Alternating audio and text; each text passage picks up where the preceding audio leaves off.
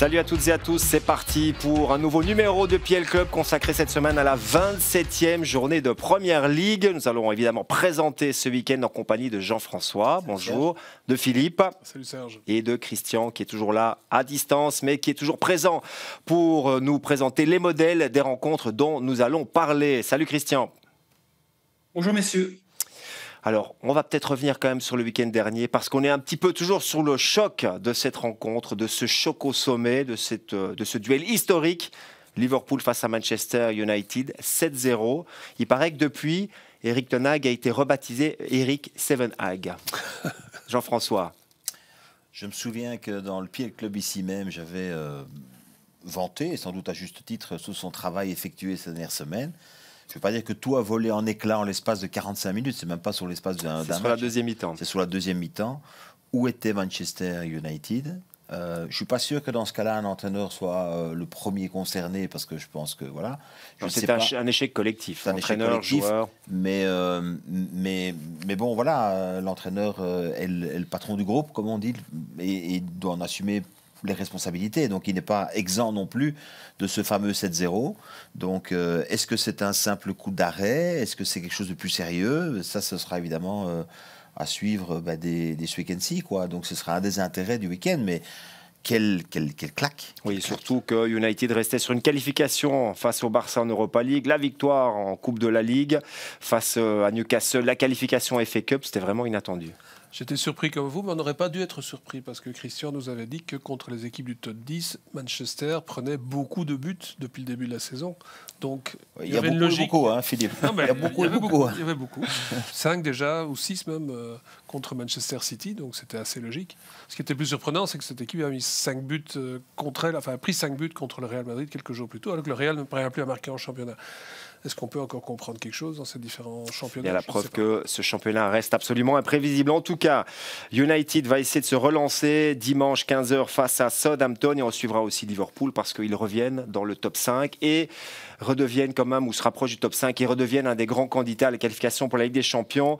Ce sera Bournemouth, le premier match du week-end, samedi à 13h30. Pour lancer le prochain week-end de football, je vous propose de revenir sur les 3 plus beaux buts de la 26e journée.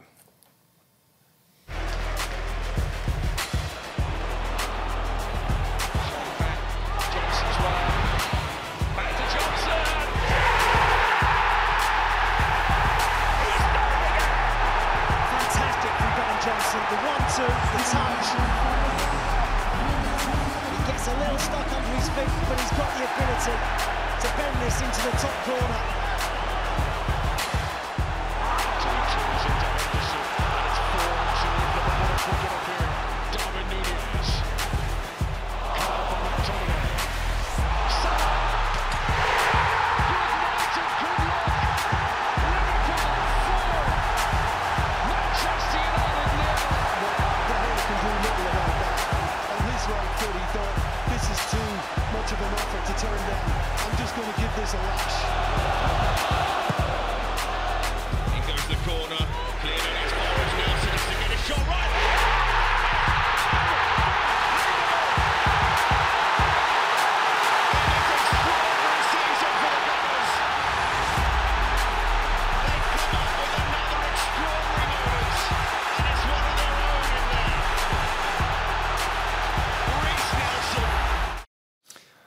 Un week-end hyper chargé en émotions. Il y a eu le 7-0, la victoire d'Arsenal dont on va reparler un petit peu plus tard dans l'émission. Pour un total de 31 buts. On fait le bilan en compagnie de Christian après donc cette 26e journée. Oui Serge, il n'y a rien qui a changé au niveau du ranking individuel, mais voilà, il y a juste un tout petit peu plus, un petit peu moins de victoires, un petit peu plus de victoires à domicile qui remonte un peu. On était à 46%. Voilà, on est à 681 buts, on est à peu près dans la moyenne de ce qui se passait la saison passée. Et pour le ranking individuel, comme je le disais, il n'y a rien qui a changé. Voilà pour le bilan. Il n'y a pas vraiment dans le week-end prochain d'affiches au sommet. Il n'y a pas de rencontre entre équipes du Big Six. On va donc s'intéresser à la course au titre et parler des 2 principaux prétendants parce que je pense que maintenant United est quand même sorti de la course au titre. Ils y étaient encore un tout petit peu mêlés, mais là ça va se jouer entre Arsenal et Manchester City. On va commencer avec le déplacement de Manchester City à Crystal Palace. Crystal Palace actuellement 12e avec 27 points face à Manchester City, deuxième donc 58 points et 5 points de retard sur les Gunners. Un match. 5 points, c'est la différence aussi entre Crystal Palace et le premier relégable. Exactement, j'allais le dire. Crystal Palace qui semblait se diriger vers une saison tranquille commence à s'inquiéter parce que voilà, les résultats ne sont pas bons. Je vous propose, pour lancer le débat sur cette rencontre, de voir les buts du match aller parce que ça a été très spectaculaire. Et si on regarde les derniers résultats entre les deux équipes, on voit qu'il y a parfois eu des migraines pour Pep Guardiola, notamment au match aller ici. Là, c'est un but contre son camp de John Stones, puisque Crystal Palace a mené 0-2 à l'Etihad Stadium. Ils avaient déjà gagné, peut-être pas la saison passée, il y a 2 ans. La saison dernière, ils avaient gagné, ils avaient pris 4 points sur 6 face à City, ils avaient fait 0-0 à domicile, ils avaient été gagnés, je pense que c'était 0-2 déjà à l'Etihad. Donc c'est une équipe qui a l'habitude de poser des problèmes à City. Même si au match aller, on le voit, City avait quand même renversé la situation grâce au premier triplé aussi d'Erling Haaland. Il en a fait 4 cette saison. En marquant son premier but à la 55e minute, donc oui. Ça veut dire qu'ils ont bien galéré. Et puis il y a eu le triplé d'Haaland derrière, donc ça voilà. Mais c'est une équipe, oui, après, le problème, c'est qu'elle est aspirée un peu vers le bas pour l'instant, cette équipe de Crystal Palace. Je dirais que sur l'année 2023 en championnat, c'est 9 matchs. Il y a 3 défaites en Première Ligue et 6 partages. Et puis, il y a également une élimination en Cup face à Southampton à domicile où ils perdent 1-2. Donc, ils ne sont pas dans une dynamique extrêmement positive pour le moment. Et puis surtout, comme j'insiste souvent là-dessus, mais c'est le goal average qui est négatif. Ils ont pris 11 buts pour 5 petits buts seulement marqués. Ça veut dire que cette équipe est dans une phase descendante. Alors, est-ce qu'ils sont capables d'arrêter l'hémorragie face à une équipe comme Manchester City? Ça, c'est le grand point d'interrogation. Mais voilà, encore une fois, on se disait tranquille. La saison pour Palace, ben non, ils sont remis aujourd'hui devant leur responsabilité, c'est-à-dire de prendre quelques points pour se sauver. Ouais, et on sait qu'il y a une grosse bagarre, en tout cas dans les équipes qui sont lancées dans cette course au maintien. La sonnette d'alarme, Christian, est vraiment tirée du côté de Crystal Palace parce que, comme vient de l'expliquer Jean-François, les résultats en 2023 sont tout simplement catastrophiques. Pas de victoire encore en 2023, donc voilà, Jean-François l'explique bien, c'est une équipe qui est tirée vers le bas. Donc, ils ont énormément de difficultés à marquer et quand ils font des partages, c'est même 0-0, c'est 1-1, donc c'est jamais flamboyant.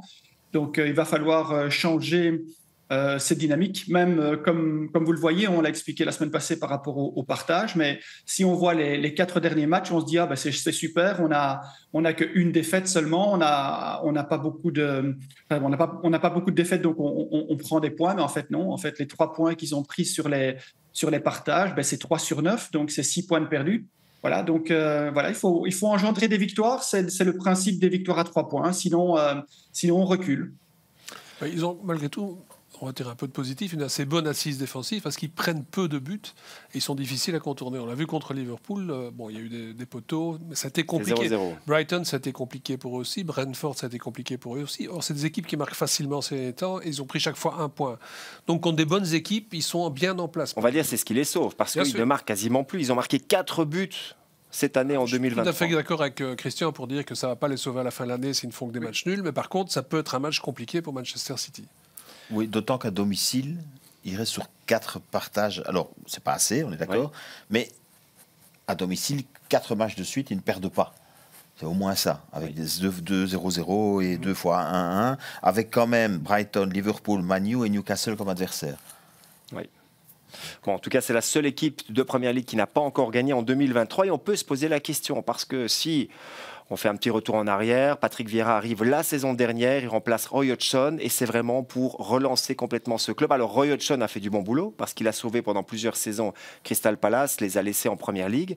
Mais par contre, c'était peut-être le jeu le plus ennuyeux de toute la Première Ligue. Donc Vieira est arrivé pour redonner de l'ambition, pour apporter peut-être une petite touche aussi de spectacle en plus. Christian, si on fait maintenant le bilan sur une saison et demie pour Patrick Vieira, est-ce qu'on peut dire que cette équipe, est-ce que les Eagles ont progressé ? Pour le moment, pas non. Ils ont même régressé offensivement. On savait quand même qu'avec Hodgson, il y avait quand même aussi à ce moment-là, il y avait une bonne assise défensive, mais il y avait un choix de recrutement qui était fait sur des joueurs qui étaient des trentenaires, qui étaient des gens qui avaient énormément d'expérience.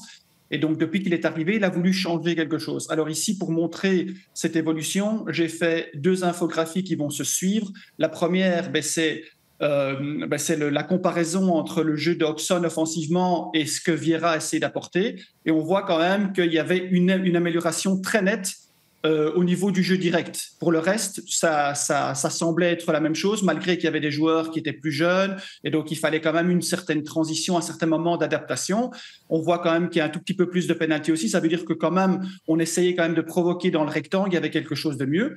Mais si on compare le jeu offensif de la saison passée sur l'infographie suivante avec le jeu qui se fait maintenant, on voit en fait que partout, proportionnellement, ça diminue, à part la phase arrêtée ou la phase arrêtée sur l'ensemble de la saison. Je pense qu'on va être meilleur puisqu'il y a encore plusieurs matchs pour pouvoir encore augmenter ce chiffre-là. Mais dans le reste, tout ça s'est dégradé. Donc, en préparant l'émission avec vous, Serge, j'avais évoqué aussi, parce que j'avais été voir ce qu'il avait fait avec New York City et ce qu'il avait fait aussi avec Nice. Et c'était un peu le même principe, c'est-à-dire qu'en étant un ancien milieu défensif, il sait comment défendre, il a eu tout le temps le jeu devant lui, donc il y avait des possibilités pour mettre en place, et donc il a probablement appliqué ça à son système d'entraîneur. Mais après, il faut pouvoir transformer ça dans un aspect offensif. Je ne sais pas si vous vous rappelez de ce qu'on a fait avec Newcastle, de ce qu'on a fait avec Chelsea. Ils sont tous très très bons défensivement, mais ils n'ont pas cette transition offensive qui permet en fait d'engranger les points. Eh bien, Crystal Palace est dans ce même problème actuellement. Oui, c'est même un peu étonnant. Finalement, parce que je regardais le noyau, ils ont quand même toujours Zaha dans l'effectif, qui est un attaquant. Oui, c'est le meilleur buteur depuis quelques saisons. 13 buts la saison dernière, il marque moins cette saison. Intéressant pour éventuellement des transitions, des reconversions. Donc, je sais pas, oui, je suis assez... Ayou, Eze, Olysée, Doucouré. Eze a été beaucoup blessé aussi, il ne répond pas tout à fait à l'attente. Ouais. Ça a été blessé, il est revenu la semaine passée, je pense. Donc, il y a Gallagher aussi qui n'est plus là. Il avait marqué 8 buts la saison dernière. Ouais. Mais après, quand je vois le tableau, comme Christian le montre, ça me fait un peu penser à ce qu'il avait déjà montré pour d'autres dans le passé, c'est-à-dire les 6 premiers mois, il s'installe un peu dans les chaussures, dans les pantoufles d'un autre. Et puis peut-être qu'aujourd'hui, quand il a totalement les rênes de l'équipe en main, on voit qu'il y a quand même quelque chose qui, au niveau du fond de jeu, ou en tout cas dans l'aspect offensif des choses, qui ne prend pas. A priori, je ne trouve pas que ce soit nécessairement un manque de qualité. Je ne vois pas où sont les grandes modifications sur le plan offensif dans cette équipe. Donc je ne sais pas. Je suis un peu étonné. Le point positif, c'est que Sambi... Lokonga joue et que ça lui fait du temps de jeu et que c'est chouette de le voir. Prêté par Arsenal, on le rappelle, mais le positif, c'est qu'il y a quand même eu un rajeunissement des cadres. Et parmi ces jeunes joueurs qui maintenant se mettent en évidence, il y a un joueur. Alors, on dit qu'il est français, mais il a 4 nationalités sportives et il pouvait choisir. Il a choisi la France. C'est Michael Olysée. Alors, sa mère est franco-algérienne, son père nigérian. Il est né en Angleterre, donc il pouvait défendre 4 nations. Il a choisi finalement la France. Pour le moment, il joue avec les U21. Mais on va voir avec Christian que c'est un joueur vraiment qui a un profil très intéressant. Un joueur qui peut jouer sur le flanc droit, qui peut aussi jouer en soutien d'attaque. Oui, et surtout quelqu'un qui est constant, et c'est un peu le rayon de soleil dans cette équipe pour le moment, puisque la saison passée, il avait marqué 2 buts et fait 5 passes décisives, ce qui est vraiment très performant pour un joueur à son poste. Et puis après, on voit cette saison qu'avec 2 matchs de moins, il est au même niveau que la saison passée, donc il a encore une marge de progression, il a encore des choses à apporter à cette équipe. Et c'est bien d'avoir un peu de variation, parce que quand tout repose tout le temps sur Zaha depuis des années, et que lui est un peu en méforme pour le moment, bien, il faut avoir des autres joueurs. Il y a eu Gallagher qui a donné beaucoup de choses quand il était en venant près de Chelsea, donc il a apporté quelque chose. Maintenant, c'est vrai que cette équipe est de plus en plus jeune, et donc peut-être que si on fera le bilan sur les 3 prochaines saisons, peut-être que cette équipe touchera peut-être la 8e, la 7e, la 9e ou la 9e place. Mais en attendant, il faut absolument avoir quelqu'un qui met quelque chose en place offensivement pour que ces joueurs puissent s'exprimer. En tout cas, on voit qu'il tire bien les corners, puisque là, on voit 3 de ses assists cette saison. C'est le numéro 7 ici. Il tire bien les corners, et puis il est aussi capable de trouver des solutions dans un rectangle, dans un 16 mètres. C'est toujours utile. Oui, mais je sais pas. Moi, je trouve que c'est une équipe avec un grand point d'interrogation. Je ne sais pas trop quoi penser de cette équipe sur toute sa fin de saison. Là, ils vont être dominés, donc normalement, ils doivent être capables d'avoir quelques possibilités en reconversion rapide. Est-ce qu'ils sont capables de les exploiter? Ça va être la question du match. Mais généralement, quand Crystal Palace a fait des bons résultats, soit contre City, soit contre United, parce que les deux équipes de Manchester ont des problèmes contre eux, c'était chaque fois des reconversions rapides, bien exploitées. Ils savent le faire, mais ils ne le font pas à chaque match. Et c'est une équipe de haut et de bas tout le temps. Oui, effectivement. Et ça, c'est un peu un problème. Difficile de pronostiquer, d'ailleurs. En tout cas, c'est Manchester City qui se déplace donc à Selhurst Park et on peut dire que ça va beaucoup mieux pour les Citizens qui maintenant enchaînent les victoires, mais marquent aussi beaucoup de buts. Sur les 3 derniers matchs, il me semble que c'est 9-1 en différence de but, 9 buts marqués, un seul but encaissé. Alors on parle beaucoup de City quasiment toutes les semaines. Il y a un joueur maintenant qui sort un petit peu à nouveau du lot, c'est Phil Foden. Il avait un petit creux au retour de la Coupe du Monde, il était dans une période, on va dire, plus difficile, mais là, il redevient peut-être le meilleur joueur de City, en tout cas sur les derniers matchs. C'est un talent incroyable, ce joueur-là. Il est non seulement beau à voir jouer, il est élégant, mais en plus de ça, je trouve que c'est la richesse de l'effectif, on n'en doute pas. Du côté de City, c'est pas la richesse qui fait défaut. Non. C'est peut-être la richesse qui est l'ennemi. Comment est-ce qu'on dit ça, l'ennemi du bien. C'est-à-dire qu'à un moment donné, voilà, tout le monde veut jouer à City. Pour l'instant, c'est Mahrez qui est sur le côté au profit, son profit à lui. Mahrez, on sait qu'il aime pas trop se retrouver à côté, qu'il est généralement un peu ça l'agace, qu'il peut parfois même avoir des comportements un peu en marge quand ça n'a pas le temps de jeu qu'il souhaite. Mais voilà, c'est un effectif. Grealish joue, j'ai envie de dire, enfin de façon régulière. Et donc voilà. Oui, c'est Phil Foden qui jouait pas. Maintenant, Phil Foden revient dans l'équipe, mais il y a assez de matchs aussi pour faire jouer tout le monde. Oui. Pour maintenir tout le monde dans un état de satisfaction. Comme je le dis chaque fois que je viens ici à Peel Club, vous la question. Quoi? Vous répétez. Oui, tout à fait. Mais oui, parce que la question, ça reste évidemment de voir. Pour moi, le gros rendez-vous de cette équipe de City, c'est la semaine prochaine. En milieu de semaine face à Leipzig en Ligue des Champions. Ouais. Et pour le reste, ils regardent pour l'instant ce qui se passe en championnat avec leurs 5 points d'écart sur Arsenal en disant ok, on va faire nous notre parcours de semaine en semaine. Enfin, clairement, si Arsenal fait le taf, ça ne posera pas de soucis. Maintenant, je regardais, le problème de City, c'est que ce match se joue en déplacement. C'est une équipe en déplacement qui a perdu pas mal de points. Je repensais au tableau que Christian présentait la semaine passée sur le nombre de points perdus et l'importance que ça pouvait avoir pour les équipes de tête. Et quand on fait un comparatif entre Arsenal, qui à l'extérieur fait 31 sur 39, et City, qui fait à l'extérieur 24 sur 39, ça explique... Ouais. En attendant, City, c'est quand même l'équipe qui a pris le plus de points en 2023. Déplacement donc à Crystal Palace. Bon, on ne sait pas si Phil Foden sera titulaire parce qu'il y a un grand match derrière. En attendant, Christian, c'est peut-être le joueur du moment du côté de City. Oui, et il a très bien réagi. Et je pense que c'est aussi un super coaching de la part de Guardiola parce qu'il y a quelques semaines, il avait dit « Ok, si Phil Foden n'est pas assez performant, je vais le remettre en concurrence avec Mahrez. » Mahrez avait joué quelques matchs et il avait marqué aussi quelques buts. Et donc, voilà, ils essayent, comme dit Jean-François, ils essayent un peu de se titiller pour tirer le meilleur de leur qualité. Et on le voit ici, il recommence de nouveau à marquer. Il avait déjà été très efficace avant la Coupe du Monde. Il a marqué 9 buts, 2 centres, 1 de chaque côté. Et alors, surtout, il a marqué 5 buts sur des face-à-face avec des ballons profonds qui viennent de l'axe. Donc voilà, il commence à être performant à cette période-ci de l'année. Voilà, il profite aussi des pertes de balles adverses. Se retrouver en face à face, se contrôle orienté, cette vitesse de réaction, cette manière de pouvoir réagir et choisir le bon geste dans la vitesse. Voilà, ça va être de bon augure. Et Guardiola sait aussi que s'il a un petit coup de faiblesse, qu'il peut compter sur Mahrez pour pouvoir avoir d'autres options en venant du flanc. Donc voilà, c'est de bon augure pour Manchester City pour la suite de la saison. Il ajoute quelque chose à cette équipe qu'on avait pointée il y a quelques semaines. C'est de la joie dans une équipe qui respire un petit peu l'ennui ces derniers temps. C'est assez bizarre. Ils sont deuxièmes, ils sont en course pour le titre. Et Foden, on le voit jouer, on le voit marquer, notamment contre Newcastle. Et il avait vraiment une vraie joie, alors que quand on voit Kevin De Bruyne, c'est plus de la tristesse qu'il a sur le terrain, de l'ennui. C'est très bizarre cette équipe de City pour l'instant. C'est un gros débat, Kevin De Bruyne. On dit qu'il est en train de vivre une saison compliquée, mais je regarde ses statistiques, c'est déjà 33 matchs joués, c'est quand même 18 assists et 5 buts. Bien sûr. C'est pas les chiffres d'un joueur qui passe à travers complètement d'une saison. Non. On ne sait pas exactement avec Kevin. On ne sait pas si c'est un problème en attendant justement les échéances dont on a déjà parlé, enfin dont j'ai déjà parlé un instant en Ligue des Champions. Si il y a aussi une gestion, c'est une année un peu particulière. Rappelons quand même qu'il y a cette gestion post-Coupe du Monde où à un moment donné, il faut. On n'a pas oublié, non. Voilà. Donc, mais il y a chacun est à gérer. Peut-être que lui aussi finalement. Et on a quand même l'impression qu'il y a un truc qui s'est passé entre lui et Guardiola.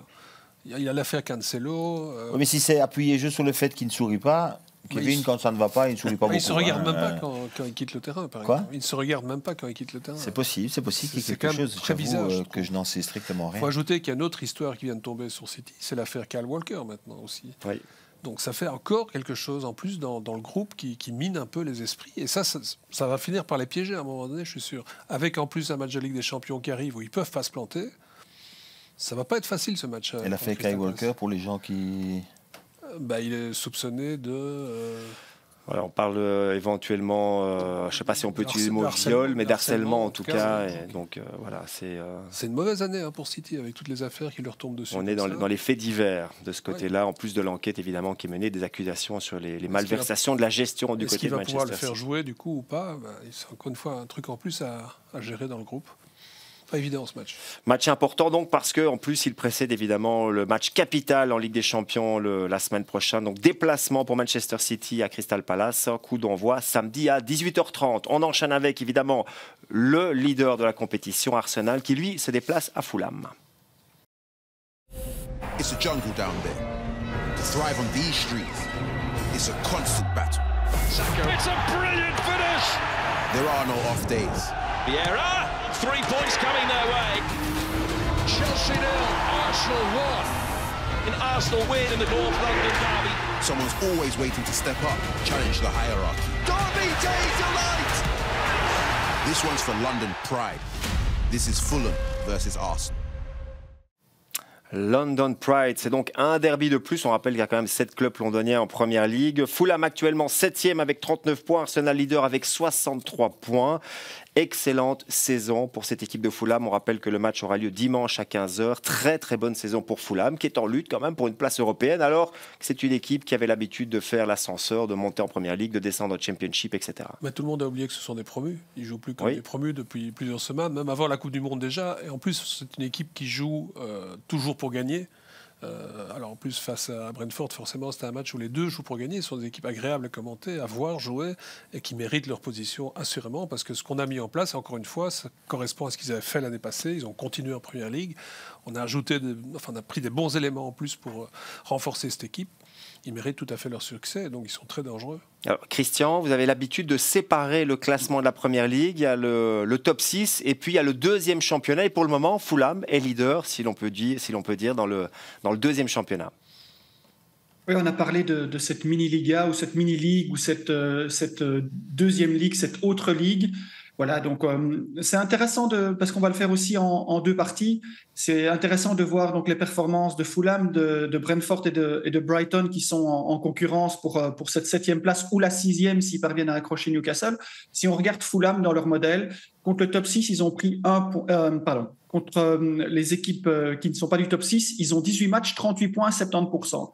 On avait vu que c'était déjà la semaine passée ou la semaine d'avant, c'était exceptionnel, 70% des points, c'est vraiment pour un promu, c'est quelque chose qui est vraiment une performance. Et donc on voit en fait au classement, donc juste en dessous du top 6, c'est Fulham qui est premier avec 26 matchs et 39 points, Brentford n'a que 24 matchs mais ils ont 38 points et Brighton 23 matchs, 38 points. Là où il y a une petite différence, c'est que Brentford et Brighton, eux, ils parviennent à prendre des points contre le top 6, mais ils prennent beaucoup de points en moins contre le reste de la ligue.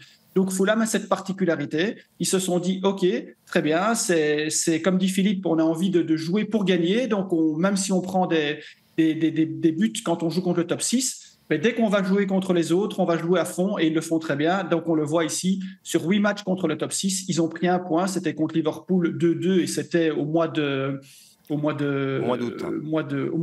en fin du mois d'août. C'est 4% des points seulement, c'est très peu. Et quand on regarde le classement, donc on a gardé le classement général 7e, 8e, 9e.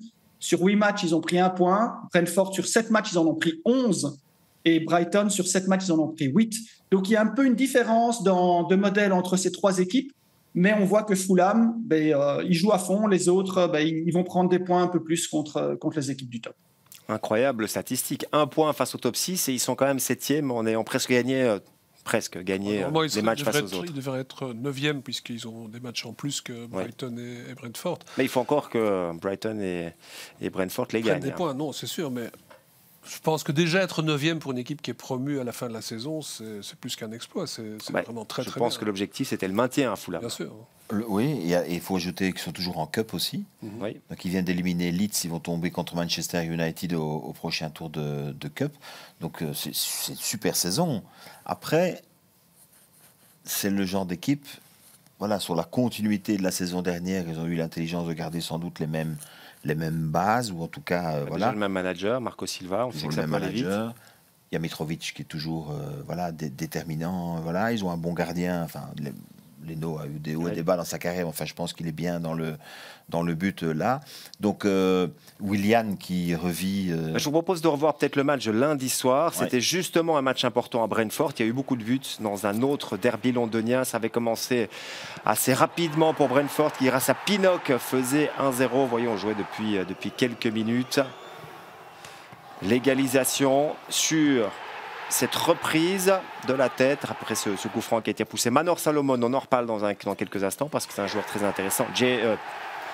Ivan Toney, l'inévitable, le meilleur donneur de penalty, tireur de penalty de toute la Première Ligue pour faire 2-1. C'était 3-1 un petit peu plus tard grâce à Jensen. Et en toute fin de match, Fulham est quand même revenu à marquer un but, mais c'était trop tard par Carlos Vinicius. Là, c'était vraiment dans les toutes dernières secondes. Donc une défaite quand même pour Fulham.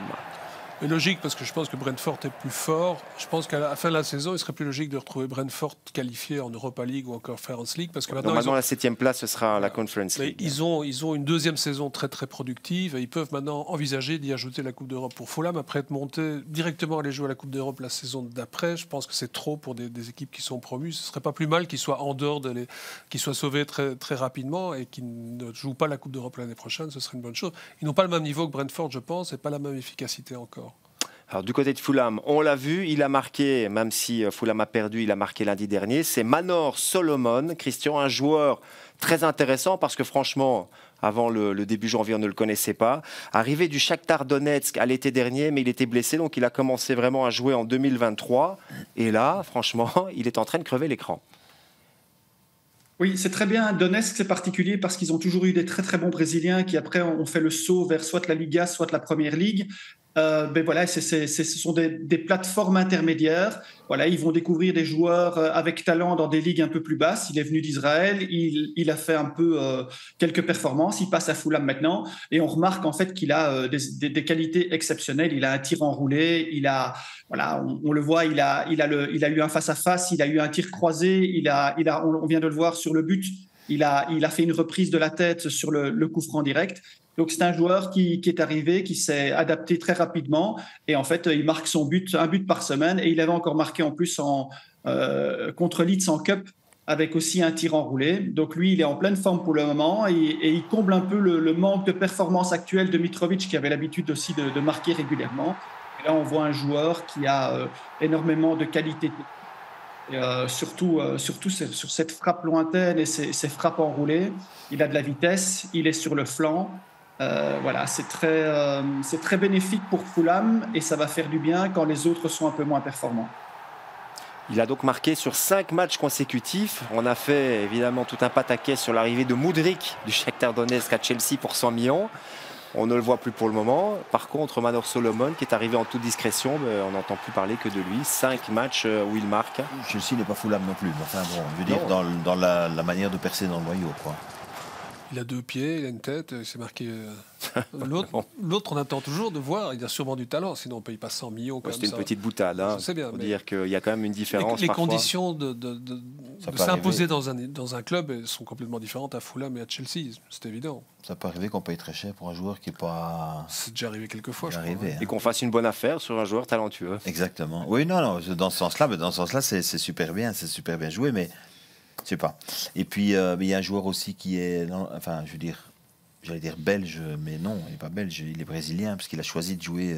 Pereira, il est né en Belgique. C'est dommage, parce que. Mais il a fait partie de toutes ces générations en U16, U17, c'était de la génération de Bakali, Moussonda, et on disait à l'époque que c'était, je crois que c'était Johan Boskam qui disait que c'était l'équipe du futur pour la Belgique parce que c'était exceptionnel, etc. Bon, depuis lors, voilà, mais il ne fait pas de carrière internationale non plus, que le Brésil aurait été bien avec nous quand même. Ouais, il a fait un choix à un moment. En tout cas, c'est un des joueurs principaux. Avec Palhinha, mais ça c'est peut-être la bonne nouvelle pour Arsenal, Palhinha est suspendu pour son 2e match consécutif. C'est le premier joueur à avoir atteint les 10 cartons jaunes. C'est un excellent joueur Palhinha, mais il a le tacle assez sec. Voilà. Donc il est puni. Il met le pied, c'est sûr. Mais ce sont 2 travailleurs, Palhinha et Pereira, dans l'équipe de Fulham. Enfin, des gens qui ont des stats énormes en termes de buts et d'assists, mais qui travaillent beaucoup. Et surtout sur le plan défensif. Je me souviens du match contre Chelsea où ils avaient fait vraiment un énorme boulot constamment pendant toute la rencontre. Et ça porte ses fruits aussi pour Fulham. Voilà pour cette équipe de Fulham. Arsenal. Quelle victoire face à Bournemouth. Moi, je veux bien commenter des matchs comme ça tous les jours. Hein. J'imagine avec ce but marqué à la 97e minute. Alors, je ne sais pas si c'est une bonne ou mauvaise habitude, parce que si on doit chaque fois marquer dans le temps additionnel, c'est qu'on n'a pas bien géré l'entièreté du match. D'être mené 0-2, c'est pas une bonne habitude. Non, surtout face à Bournemouth. Ça passera pas à chaque fois. Donc ça, il faut. Mais bon, ça passe assez régulièrement. On va le voir avec Christian. Le nombre de points déjà pris cette saison par Arsenal avec des buts marqués, on va dire, au-dessus de la 80e minute. Il y en a eu quelques-uns aussi marqués au-dessus de la 90e. Mais voilà, au décompte final, ce sera important parce que Arsenal a chaque fois été chercher des points qui semblaient ne pas vouloir s'offrir à eux dans ce match-là. La résilience. Oui, mais c'est surtout ça qui est très important. Hein, c'est quand le plan A fonctionne et que le jeu dominant placé est bien en place, qu'on marque une 30aine de buts comme ça, qu'on marque en première mi-temps et qu'on gère le reste du match, c'est très bien. Quand ça ne va pas et quand il y a des problèmes, il faut pouvoir réagir. Et Arsenal a réussi à le faire plusieurs fois cette saison. Quand ils ont fait contre Fulham à la 85e et qu'ils font le 2-1, ils prennent les 3 points. Contre Manchester United, au-delà de la 90e, ils prennent les 3 points. Contre Aston Villa, c'est 2-2, au-delà de la 90e, ils prennent les 3 points. Et contre Bournemouth, la semaine passée, ils prennent les 3 points au-delà de la 90e. Donc ça, ce sont des statistiques et c'est un modèle qui appartient à une équipe qui a d'énormes chances d'être champion. Quand ils parviennent à le faire dans le plan A et dans la facilité, merci pour les 3 points. Quand il faut aller un peu dans la sueur et qu'il faut se battre et qu'il faut vraiment lutter jusqu'au bout et qu'ils parviennent à le faire, alors il n'y a plus rien qui peut les arrêter pour obtenir le titre. C'est le Arteta Time. Oui, on peut dire que c'est l'Arteta Time. On a vu qu'au match aller avec cette rencontre face à Fulham à l'Emirates Stadium, ils avaient marqué en fin de match aussi. Ils avaient gagné 2-1. Ça avait été un match compliqué. C'est la première fois qu'on avait parlé de cette résilience, cette capacité à réagir après avoir été mené, ce qui ne faisait pas les saisons précédentes. Non, parce qu'on a souvent présenté cette équipe et évidemment sur la dernière partie de l'ère Wenger comme une équipe qui manquait de caractère. On se souvient de Patrice Evra qui disait toujours « j'ai l'impression d'affronter des enfants sous le terrain ». Là, il y a quelque chose qui a changé. On l'a vu face à Bournemouth, incroyable but de Luis Nelson. Énormément de caractère à Aston Villa pour le 2-4 en deuxième mi-temps, alors qu'après la première mi-temps on se disait mais il n'y a rien, il n'y a pas de mouvement, ils ne vont jamais s'en sortir. Et ici, j'ai commenté le match, ils sont menés après 10 secondes, c'est le deuxième, non 9 secondes, c'est même le deuxième 9 secondes et quelques plus rapide centièmes but de Première Ligue. Puis le 0-2 en deuxième mi-temps avec l'erreur de Partey qui ne suit pas son joueur, qui le laisse marquer tout seul. Partey qui réagit, qui marque, et surtout, quelque chose qui n'était pas encore arrivé, je crois, cette saison, ce sont les changements d'Arteta qui ont fait la différence. Dans tous les buts marqués, il y a un remplaçant qui était impliqué, Smith Rowe, pour le premier sur la 6, je crois. Alors, il y a évidemment Trossard qui a dû sortir sur blessure assez rapidement dans le match. Assez rapidement dans le match. Et puis, il y a Reiss Nelson. Reiss Nelson, il a marqué 2 buts contre Newcastle. Il avait joué 90 minutes dans ce match-là parce que je crois qu'Nketiah ou Jésus s'était blessé. Puis il a joué 1 minute. Et c'est la première fois qu'il revient au jeu. Et là, il donne l'assist pour le 2-2 et il marque le 3-2. C'est extraordinaire. Reiss Nelson étant un joueur formé à Arsenal, prêté à Feyenoord l'année dernière, qui a joué 21 matchs pour Feyenoord et qui est revenu dans le noyau d'Arsenal cette saison. Donc, ça, c'est le facteur X parce qu'on ne l'attendait pas évidemment voir marquer. On ne l'attendait pas sur le terrain non plus. Non, je veux dire, il prend la place de Smith Rowe qui est monté quelques minutes avant et qui doit. Moi, je dirais que le seul petit problème d'Arsenal peut-être, c'est que la période est intense, c'est-à-dire qu'il joue quand même ce jeudi soir. Au Sporting. C'est d'ailleurs en direct sur Who Sport World, à partir de 18h45. Vous avez bien raison de le rappeler. Mais ça veut dire aussi qu'il y a un déplacement à se farcir. Ça veut dire aussi que ça coûte de l'énergie. D'accord, mais City aussi a une Ligue des Champions. Non, mais je ne fais pas de comparaison. Je fais pas de comparaison avec City. Je dis simplement, je suis concentré sur le cas d'Arsenal en disant, on peut associer ça au fait que, alors je ne sais pas dans quel état sont tous les blessés, mais voilà, Trossard, Smith Rowe. Gabriel Jesus revient, il est retrouvé l'entraînement et il On va sera le peut-être ménager prêt encore. déjà pour ce week-end. On va le ménager encore. Oui, D'après bien ce que sûr. j'ai lu, mais Bien bon. sûr, il n'a peut-être pas commencé la rencontre, effectivement. Mais donc ça veut dire que d'un côté, il y a une charge de travail intense, de l'autre côté, il y a C'est le un mois de mars. effectif qui se réduit. Le mois un de petit mars, peu. c'est capital dans Je la sais que je saison. parle avec quelqu'un qui ne voudra rien entendre sur Arsenal, ça j'ai compris, voilà. Mais ceci dit, non, Pas de procès d'intention, s'il vous plaît, il faut être Jean-François. non, il faut être juste aujourd'hui attentif de se dire, c'est un moment important. Bien sûr, c'est le parce moment charnière de la qu'il y a saison. ce match face à City qui arrive à la fin du mois d'avril et ils doivent aller à ce match, à mon avis, en ayant un écart supérieur à 3 points. Oui. Ça, je crois que c'est ça l'objectif. C'est pas, je réfléchis pas en termes de 5 points pour le moment. Je me dis, tiens, il y a cet affrontement direct entre les deux. Il faut maintenir cet écart-là. Donc, le bête petit point perdu à gauche, à droite dans des matchs un peu compliqués, aller jouer à Fulham, c'est pas simple, quoi. Non, Donc, effectivement. donc, c'est juste la mise en garde et de dire, attention, la période est chargée pour le moment en termes de match, mais la période aussi fait que le noyau est un peu plus étroit puisque des joueurs se blessent pour le moment. Donc, Effectivement. voilà. La mise en garde, Jean-François, et on va le voir avec Christian, c'est justement l'aspect défensif parce que on le voit lors des dernières rencontres, ça va un petit peu moins bien qu'en début de saison quand même. Oui, depuis 2023, il y a quand même eu beaucoup de, même s'il y a eu des victoires, mais il y a quand même eu beaucoup de buts encaissés. Et il y a eu des buts encaissés sur des reconversions rapides et surtout sur des phases arrêtées. On a vu des coups francs, on a vu des corners. Et voilà, j'ai essayé de pointer ça. Je dis faites attention parce que le but encaissé de nouveau, le deuxième but encaissé contre Bournemouth, c'est aussi un but sur corner. C'est quand même le 4e. C'est quand même une des seules équipes dans les grandes ligues européennes qui a pris un corner direct. Donc, il faut quand même resserrer un peu les boulons dans ces domaines-là parce que voilà, c'est les seuls... Bon, contre une équipe qui est bien en place, c'est les seules possibilités que des petites équipes ont pour perturber des équipes comme Manchester City, comme Arsenal. C'est ça et la reconversion rapide. Et là, il y a quand même beaucoup de buts encaissés en 2023. Donc, c'est un peu moins serein. Je rejoins un peu Jean-François. Il faut un peu... Voilà, ils ont profité des circonstances favorables notamment sur ce deuxième ballon avec le but de Nelson. Mais il faut rester vigilant parce que ça peut vite tourner et ça peut vite devenir défavorable. Ceci dit, vigilants, ils l'ont malgré tout été dans 2 déplacements difficiles qu'ils ont dû faire pour les 2 derniers, Leicester et Aston Villa. Et c'est vrai que je me souviens d'avoir discuté ici du déplacement à Leicester en disant attention, c'était un peu le même cas de figure que ce week-end-ci.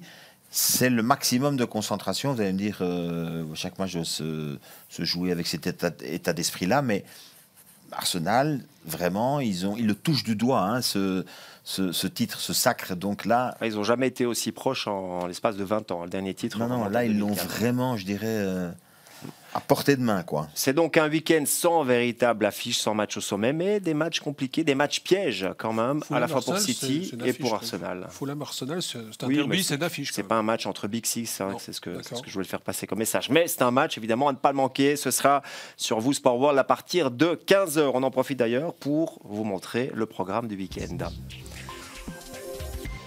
Et on commence avec samedi. Bournemouth, Liverpool, suivi de Goals of the Day. Et on va suivre Leicester-Chelsea. Le dimanche, on enchaîne. Il y aura encore évidemment Manchester City aussi le samedi. Et le dimanche, on enchaîne avec notamment cette rencontre importante pour Arsenal en déplacement à Fulham. Newcastle-Wolverhampton. On vous montrera aussi les buts évidemment de la rencontre de Manchester United qui reçoit Southampton. Voilà, sans oublier le programme aussi en Europa League et en Conference League parce qu'on continue à suivre ces compétitions européennes sur vous Sport World. Voilà, et on se rappellera que de toute façon, si quelqu'un rate quelque chose, il y a toujours un rendez-vous le lundi soir avec l'Europe des 11 aussi pour se remettre tout ça en tête. Effectivement, rendez-vous incontournable sur notre antenne. Merci Jean-François. N'oubliez pas, c'est vrai, de nous suivre sur les réseaux sociaux parce que là aussi, c'est un autre rendez-vous immanquable où vous pouvez suivre l'actualité de notre rédaction, mais aussi des sports que l'on couvre sur vous Sport World. Merci Jean-François. Merci Philippe. Merci. Un grand merci également à Christian. Excellent week-end et à la semaine prochaine.